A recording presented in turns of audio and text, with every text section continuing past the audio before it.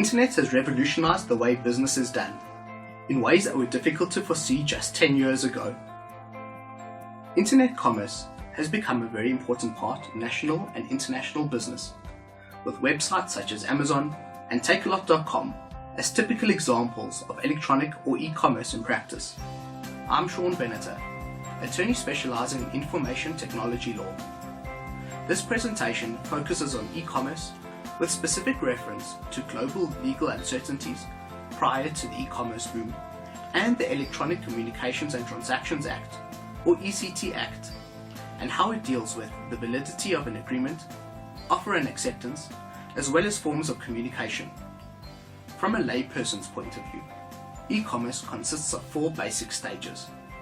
Log on to preferred supplier, select a product or service, submit details and payment information, and click on the button that says purchase, in addition to which you also agree to their terms and conditions. When we discuss e-commerce from a legal perspective, the focus is on contracts and contracting in the context of electronic commerce. This area of law was inadequate for many years, as business people felt uneasy about the legality and legal consequences of agreements concluded in this manner. The general sentiment was that the law did not adequately provide for or regulate the conclusion of contracts using the internet, and this was true in that there were uncertainties relating to the following vital areas. Could a contract be validly concluded between parties by means of electronic communications? Did the advertisement for goods and services on a website constitute an offer that is open to acceptance, or is it merely an invitation to do business? Would it be possible to conclude a binding contract where either or both parties use an electronic agent? That is where the communications between the parties are generated on either or both sides by computers without any human intervention. When and where does the contract come into existence? Is an electronic communication writing?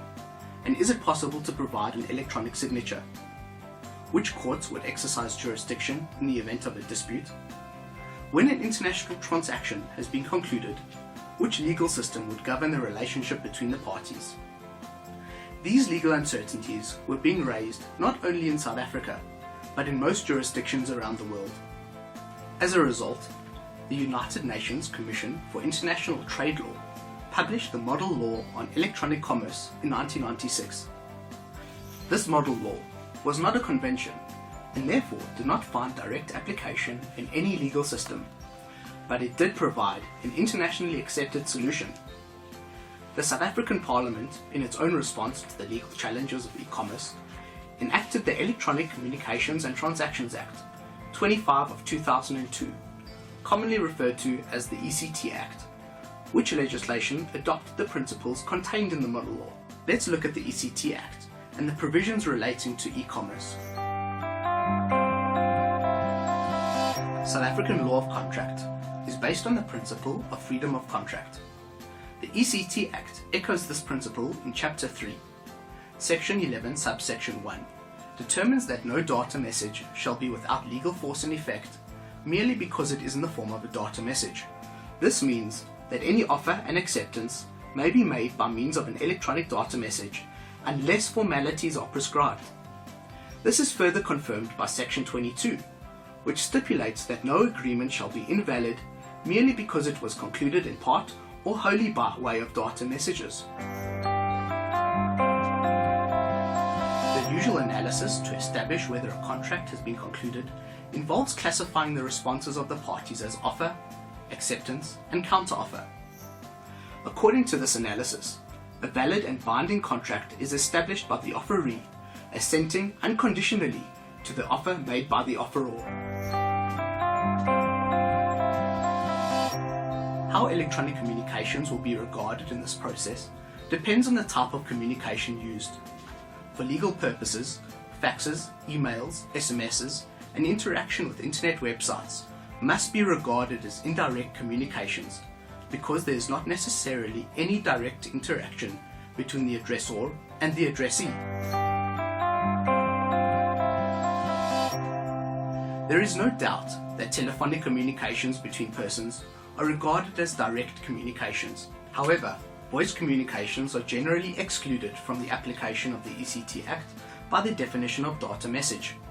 Section 1 defines data messages as data generated, sent, received or stored by electronic means and includes voice, where the voice is used in an automated transaction, and a stored record. When you are dealing with direct communications outside the scope of the ECT Act, the general rule of contract applies, namely that the offer and acceptance are subject to the information theory, unless there is a clear indication in the offer that the other party is entitled to use indirect means of communications. The other party is not authorized to use such forms of communication. The fact that a party uses a particular method of indirect communication for its offer will usually be regarded as implied authorization for the addressee to use the same method of communicating acceptance. Use of such forms of communication as fax or email is at the risk of the party using them. In these circumstances, the general rule, the information theory, applies to the formation of the contract. Section 22 of the ECT Act has not changed the situation, as it refers to the conclusion of the contract by means of data messages. That is where both parties use data messages. When parties communicate by telephone, they are communicating directly, almost as if they are in each other's presence. The parties will know immediately whether the acceptance has been received, and any break in communication will be immediately apparent. However, this is not true in the case of faxes, emails, and SMSs. While transmission is usually instantaneous, any difficulties in transmission or receipt of the message may not be readily apparent. There is also no certainty that the other party will take subjective notice of the acceptance immediately. Such notice depends on whether the other party actually reads the fax, email, or SMS. The ECT Act deals with fax, email, SMS, and interaction with websites as forms of indirect communication within the definition of data message. In these respects, the ECT Act places the risk of electronic communications on the sending party by making use of the reception theory. In terms of this theory, a contract is formed at the time and place at which the offeror receives the acceptance. It is interesting to note that the offeror need not take subjective notice of the reception to make it effective. The reception theory offers a fairer and more balanced approach to the validity and risk of loss of communications. Determining the moment of receipt of a data message is an objective fact that can be determined more easily than subjective notice. The reception of data messages cannot be manipulated by the receiving party as it can in the information theory. For example, if an offer has been made and remains open for a certain period of time, the offeror could delay acceptance by simply not opening the notification of acceptance until after the period runs out.